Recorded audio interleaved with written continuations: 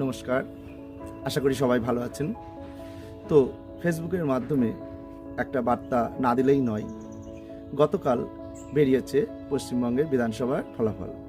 তো ভারতীয় জনতা পার্টি অনেক শহীদের বিনিময়ে, অনেক সাধনার পর কষ্টের বিনিময়ে তারা অর্জন করেছে মানুষের বিশ্বাস এবং একটা বিপুল জয়। অনেক কর্মী, অনেক কার্যকর্তা, নেতা, সকল সাধারণ মানুষ সবার মধ্যে খুশির স্রোত বয়ে গেছে। তো এর মধ্যেই থাকে না কিছু মানুষ যারা সবসময় অশান্তি পছন্দ করে, একটা দেখে নেওয়া বা একটা হীন মানসিকতা নিয়ে তারা থাকে। এই সমস্ত কর্মীরা বা এই সমস্ত লোকজন এরা অ্যাকচুয়ালি কোনো দলেরই সমর্থক নয়।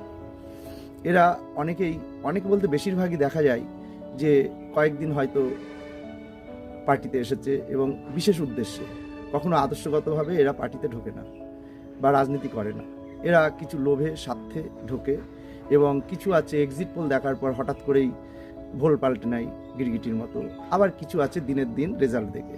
তো এই সমস্ত কিছু লোকজন যারা রাজনীতিতে আসে এবং এরাই সবথেকে বেশি বিজেপি প্রমাণ করার জন্য বিভিন্ন রকম যে কাজগুলো মানুষের মধ্যে বিরূপ প্রতিক্রিয়া সৃষ্টি করে, অর্থাৎ অশান্তি, এরাই পাকায়।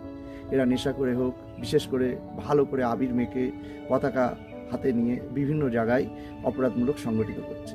এরকম 2021-এর মতো ব্যাপক হারে না হলেও কিছু কিছু খবর আসছে। তো একটা জিনিস ভালো লাগলো যে এই দলের নেতারা অন্তত এগুলোকে সাপোর্ট করে না এবং তারা একটার পর একটা ভিডিও বার্তা বা বিভিন্নভাবে এদেরকে দমন করার চেষ্টা করছে। তো সকলের উদ্দেশ্যেই বলবো, আপনারা সজাগ থাকুন। এই ধরনের অতি উৎসাহী কর্মী বা সমর্থক এদেরকে বিরত রাখুন, এটাই বলা। কারণ যে পরিবর্তন এসেছে, এই পরিবর্তন এই সবের বিরুদ্ধেই, অর্থাৎ এই রাহাজানি, হত্যা, অপরাধমূলক কাজ, দুর্নীতি, তোষণ, এদের বিরুদ্ধেই মানুষ মত দিয়েছে। তো সেটাকেই মর্যাদা দিয়ে একটা সুন্দর সৌহার্দ্যপূর্ণ বাংলা, শক্তিশালী বাংলা এবং ভবিষ্যতে এমন বাংলা হোক যে বাংলা অতীতের বাংলা ছিল, যাকে দেখে সারা পৃথিবী, সারা ভারতবর্ষ আঙুল দিয়ে দেখাবে যে এই হলো সোনার বাংলা। সবাই ভালো থাকুন, সুস্থ থাকুন, সুন্দর থাকুন, নির্ভয়ে থাকুন, এটাই বার্তা। সবাই ভালো থাকবেন। নমস্কার।